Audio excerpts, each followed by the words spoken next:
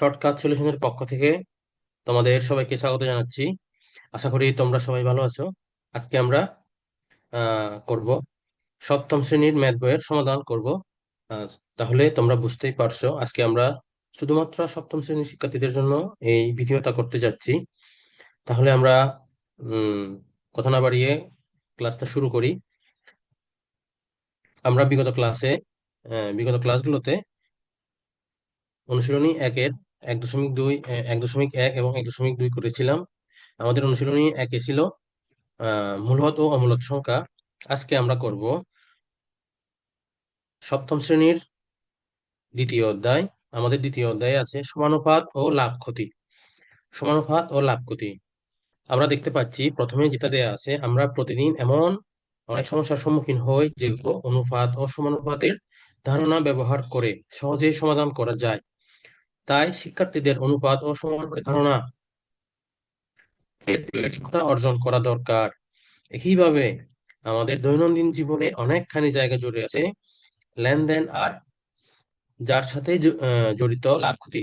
এ কারণে লাভ ক্ষতি সম্পর্কে শিক্ষার্থীদের পরিষ্কার ধারণা প্রয়োজন। তাই এই অধ্যায়ে অনুপাত, সমানুপাত ও লাভ ক্ষতি সম্পর্কিত বিষয় আলোচনা করা হয়েছে। তাহলে এই অধ্যায়ে আমাদের কি আলোচনা করা হয়েছে? অনুপাত, সমানুপাত ও লাভ ক্ষতি সম্পর্কিত বিষয় আলোচনা করা হয়েছে। এই অধ্যায়ে শিক্ষার্থীরা বহুরাশিক ও ধারাবাহিক অনুপাত ব্যাখ্যা করতে পারবে, সমানুপাতের ধারণা ব্যাখ্যা করতে পারবে, সমানুপাত সংক্রান্ত সমস্যা সমাধান করতে পারবে, লাভ ক্ষতি কি তা ব্যাখ্যা করতে পারবে, লাভ ক্ষতি সংক্রান্ত সমস্যার সমাধান ব্যাখ্যা করতে পারবে, কর, ভ্যাট, কমিশন ও মুদ্রা বিনিময় সংক্রান্ত দৈনন্দিন জীবনের সমস্যা সমাধান করতে পারবে।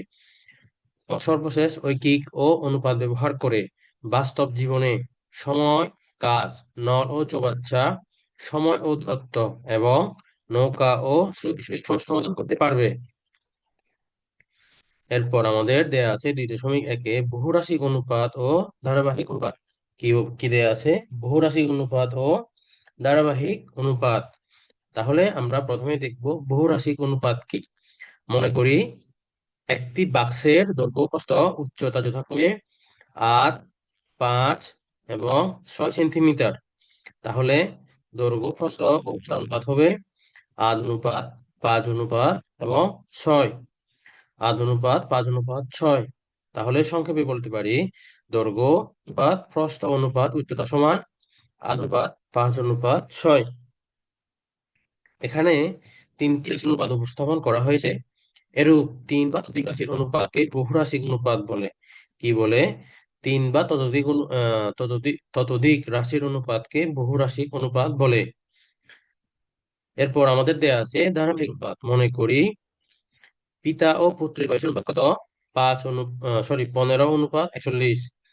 তাহলে এখানে 15 হচ্ছে পূর্ব রাশি, 41 হচ্ছে উত্তর রাশি। 41 কি রাশি? উত্তর রাশি। এরপর এবং পিতা ও দাদার বয়সের অনুপাত কত? 41 অনুপাত 65। তাহলে দুটি অনুপাতকে একত্র করি পাই পুত্রের অনুপাত পিতার অনুপাত, পুত্রের বয়স অনুপাত পিতার বয়স অনুপাত এবং দাদার বয়স। তাহলে আমরা লিখতে পারি 15 অনুপাত 41 অনুপাত 65। এই ধরনের অনুপাতকে ধারাবাহিক অনুপাত বলে। তাহলে আমরা বুঝতে পারছি এখানে বহুরাশিক অনুপাত কি এবং ধারাবাহিক অনুপাত কি। এখানে লক্ষণীয় যে প্রথম অনুপাতের উত্তর রাশি, এই যে প্রথম অনুপাতের উত্তর রাশি ও দ্বিতীয় অনুপাতের পূর্ব রাশি সমান। এখানে কি বলছে? প্রথম অনুপাতের উত্তর রাশি, এটা না, প্রথম অনুপাতের উত্তর রাশি কি দেয়া ছিল? 41। প্রথম অনুপাতের উত্তর রাশি দেয়া ছিল কত? 41। এবং দ্বিতীয় অনুপাতের পূর্ব রাশি হচ্ছে সমান। কি বলছে? সমান। কারণ প্রথম অনুপাতে 41 এবং দ্বিতীয় অনুপাতেও 41 দিয়ে আসে। তারপর সমান বলছে প্রথম অনুপাতের রাশি ও দ্বিতীয় অনুপাতের রাশি সমান না হলে তাদের ধারাবাহিক অনুপাত বের করতে হবে। কি বলছে? যদি প্রথম অনুপাতের উত্তর রাশি এবং দ্বিতীয় অনুপাতের পূর্ব রাশি সমান না থাকে, তাহলে তাদেরকে সমান করে ধারাবাহিক অনুপাত বের করতে হবে। তাহলে দুটি অনুপাতকে ধারাবাহিক অনুপাতে রূপান্তরের জন্য প্রথম অনুপাতের উত্তর রাশি দ্বারা দ্বিতীয় অনুপাতের উত্তর রাশিকে গুণ করতে হবে, এবং দ্বিতীয় অনুপাতের পূর্ব রাশি দ্বারা প্রথম অনুপাতের উভয় রাশিকে গুণ করতে হবে। এরপরে আমরা নিচে গিয়ে দেখব এখানে কি বলছে। এখানে বলছে হচ্ছে প্রথম অনুপাতের উত্তর রাশি দ্বারা দ্বিতীয় অনুপাতের উভয় রাশিকে গুণ করতে হবে, এবং দ্বিতীয় অনুপাতের পূর্ব রাশি দ্বারা প্রথম অনুপাতের উভয় রাশিকে গুণ করতে হবে। তাহলে আমরা এটা বুঝতে পারলাম। এরপরে আমাদের প্রশ্নে পরের পৃষ্ঠায় কি দেয়া আছে সেটা এখন আমরা দেখব। পরের পৃষ্ঠায় যে একটা আমাদের উদাহরণ দেওয়া আছে, উদাহরণ একে একটা প্রশ্ন দেওয়া আছে, এটা সমাধান করতে হবে। আমাদের প্রথম অনুপাতে দেয়া আছে কি 7:5, এবং দ্বিতীয় অনুপাতে 8:9। দুটি অনুপাত দেয়া আছে, এদের ধারাবাহিক অনুপাত প্রকাশ করতে হবে। তাহলে আমরা প্রথমে লিখতে পারি, কি লিখতে পারি? প্রথম অনুপাতটা লিখি 7:5। তাহলে আমরা 7/5 লিখলাম। 7/5 লিখার পরে আমাদের কি করতে হবে এখন? আহ এই 7/5 কে আমরা কি করব? দ্বিতীয় অনুপাতের পূর্ব রাশি দ্বারা গুণ করব। পূর্ব রাশি হচ্ছে এখানে 8। পূর্ব রাশি কত দেয়া আছে? দ্বিতীয় অনুপাতে পূর্ব রাশি দেয়া আছে 8। তাহলে উপরে যদি 7 8 গুণ করি, এবং নিচে যদি আহ নিচের সংখ্যাকে যদি আমরা 5-এর সাথে আহ, পাঁচের সাথে 8 গুণ করি, তাহলে আমরা পাবো, উপরে পাবো কত? 7 কত? 56। 56 পেলাম, এবং নিচে হচ্ছে 5 × 40। তাহলে আমরা অনুপাতটা পেলাম 56:40। এরপর দ্বিতীয় দ্বিতীয় রাশিতে কি দেয়া আছে? আহ দ্বিতীয় দ্বিতীয় অনুপাতে দেয়া দেয়া আছে, কি দেয়া আছে? দ্বিতীয় অনুপাতে দেয়া আছে 8:9। দ্বিতীয় অনুপাতে দিয়ে দেয়া আছে কত? 8:9। দ্বিতীয় রাশিতে কি দেয়া আছে? 8:9। তাহলে আমাদের কি করতে হবে? এই 8:9-কে প্রথম রাশির উত্তর পদ দ্বারা গুণ করতে হবে। উত্তর পদ কত আছে এখানে? প্রথম রাশির উত্তর পদ দেয়া আছে 5। উত্তর পদ দেয়া আছে 5। এখন আমরা কি করব? 8কে 5 দ্বারা গুণ করব, এবং 9কে 5 দ্বারা গুণ করব। উপরে যদি আমরা 8কে 5 দ্বারা গুণ করি, তাহলে 5 × 8 = 40, এবং নিচে যদি 9কে 5 দ্বারা গুণ করি, তাহলে আমরা পাবো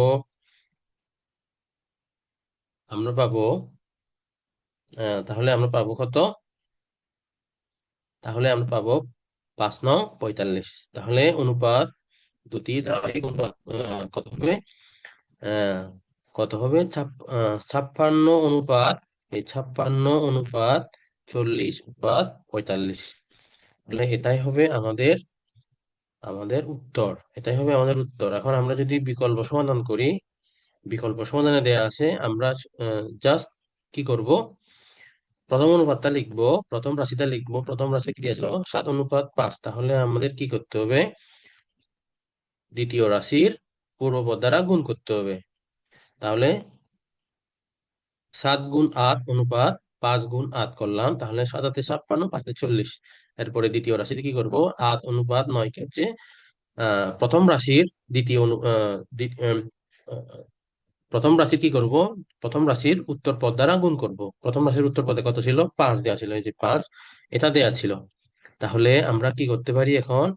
আহ 8:9-কে 5 দ্বারা গুণ করলে আমরা পাই 5×7 = 40, এবং 5×9 = 45। আমরা এভাবে করতে পারি সহজেই, এভাবে করতে পারি। এরপর আমাদের বেশ কয়েকটা কাজ দেয়া আছে, আমরা এখন এই কাজগুলো সমাধান করব। 1 নম্বরে কত কি দেয়া আছে? 1 নম্বরে দেয়া আছে 12:17 এবং 5:12। তাহলে প্রথম রাশি দেয়া আছে 12:17, এবং দ্বিতীয় রাশি দেয়া আছে 5:12। তাহলে আমরা যদি এভাবে লিখি, 12 অনুপাত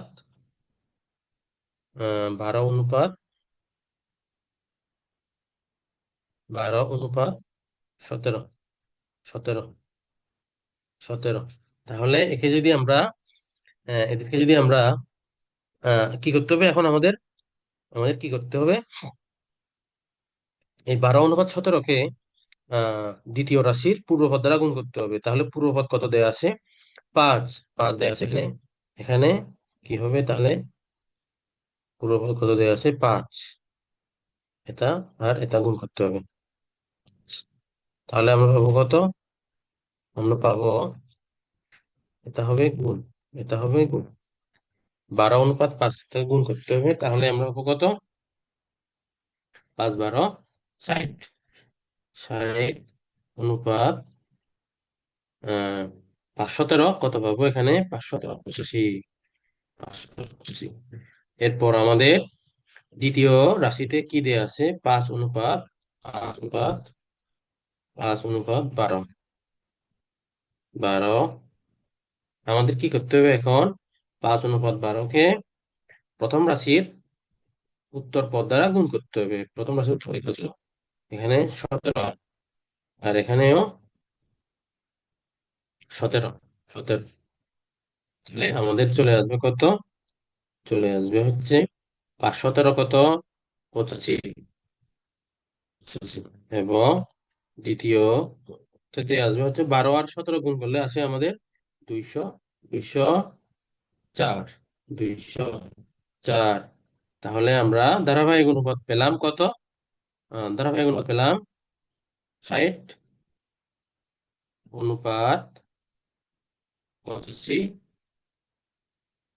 অনুপাত 200। 200 কত? 204। তাহলে এটা হচ্ছে আমাদের উত্তর। তাহলে কাজের 1 নম্বর উত্তর কত হবে? 60:85:204। আশা করি তোমরা এটা সবাই বুঝতে পেরেছো। এরপরের অঙ্কগুলো একই রকম। তোমরা যদি এগুলো বাছাই করো তাহলে এগুলো এই নিয়মে করলে এই অঙ্কগুলো সমাধান করতে পারবা। তাহলে আমি তবু এই অঙ্কগুলো করে দিচ্ছি। এখন আমরা করব 2 নম্বরের সমাধান করব। তাহলে আমাদের এখানে দেয়া আছে কত? 23 অনুপাত, আমার সাথে দেয়া আছে 23 অনুপাত অনুপাত কত? 11। 11। আমরা কিভাবে করব এটা? আমাদের এই একই নিয়মে করতে হবে। কি করতে হবে? এই 23 আর 11-কে দ্বিতীয় রাশির দ্বিতীয় রাশির পূর্ব পদ দ্বারা গুণ করতে হবে। তাহলে 7, এখানে 7। তাহলে আমরা কত পাবো? 23 আর 7 গুণ করলে হয় কত? আমরা যদি গুণ করি তাহলে 3 × 7 = 21, 7 × 14, 14 আর 2 যোগ করলে হয় 100। তাহলে এখানে হয় 161 অনুপাত, এখানে 7 11 কত? 77। কত হয়? 77। এরপরে আমাদের দ্বিতীয় রাশি দেয়া আছে 7:13। অনুপাত কত দেয়া আছে? অনুপাত দেয়া আছে 13। তাহলে আমাদের কি করতে হবে এখন? এই 7:13-কে প্রথম রাশির, এই যে প্রথম রাশির উত্তর পদ দ্বারা গুণ করতে হবে। উত্তর পদ দেয়া আছে কত? 11। 11 আর এখানে 11। 11। তাহলে এখানে এখানে দিলাম, আমি এখানে দিলাম অনুপাতের চিহ্ন দিলাম, এখানে অনুপাতের চিহ্ন দিলাম, আর এখানে হবে গুণ। গুণ, তাহলে গুণ করলে কত হবে এটা? 77। আর 13 আর 11 গুণ করলে হয় 143। 143। 43 অনুপাত। তাহলে আমরা ধারাবাহিক অনুপাত কত পেলাম? 161 অনুপাত 77 অনুপাত 100 কত? 143। কত? 143। তাহলে 2 নম্বরের উত্তর হবে কত? 161 অনুপাত 77 অনুপাত 143। এরপরে আমরা করব 3 নম্বর প্রশ্ন। 3 নম্বর প্রশ্নে দেয়া আছে 19 অনুপাত 20, 20, 19 অনুপাত 25। আমরা যদি এখন আমাদের কি করতে হবে? আমাদের করতে হবে দ্বিতীয় রাশির, এই যে দ্বিতীয় রাশির পূর্ব পদ দ্বারা গুণ করতে হবে। পূর্ব পদে আছে 9। 9 কত দেয়া আছে? 9। তাহলে 9। গুণ করলে আমরা পাই কত? 9 9। তাহলে আমরা যদি 19 আর 9 দ্বারা গুণ করি তাহলে 171। 171। এরপর 25-কে যদি 9 দ্বারা গুণ করি তাহলে আমরা পাবো 200। 200 কত? 225। 225। এরপর আমাদের দ্বিতীয় রাশি কি দেওয়া আছে? দ্বিতীয় রাশি দেওয়া আছে 9/9/17। যদি আমরা এই 9/17কে প্রথম রাশির উত্তর পদ দিয়ে গুণ করি, উত্তর পদ করে 25 আবার 25, তাহলে আমরা পাবো কত? এখানে পাবো 171। 171 অনুপাত 17 আর 25-কে গুণ করলে আমরা পাই 425। তাহলে আমরা ধারাবাহিক ধারাবাহিক অনুপাত পেলাম, কত পেলাম আমরা? 171। উম তাহলে এখানে হবে এটা, এটা হবে না।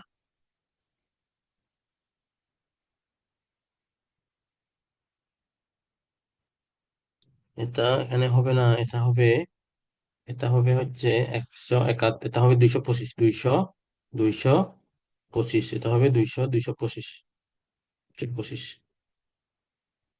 তাহলে 171 অনুপাত অনুপাত 225 অনুপাত কত হবে? 225 অনুপাত কত হবে? 425। 425। 425। তাহলে আমাদের ধারাবাহিক অনুপাত কি পেলাম? 171 অনুপাত 225 অনুপাত 425। এরপর আমাদের আরেকটা প্রশ্ন দেওয়া আছে, 4 নম্বর প্রশ্ন। 4 নম্বর প্রশ্ন দেওয়া আছে 5:8 এবং 12:17। তাহলে আমরা যদি এটা করি তাহলে 5:8 আর এদিকে 12:17।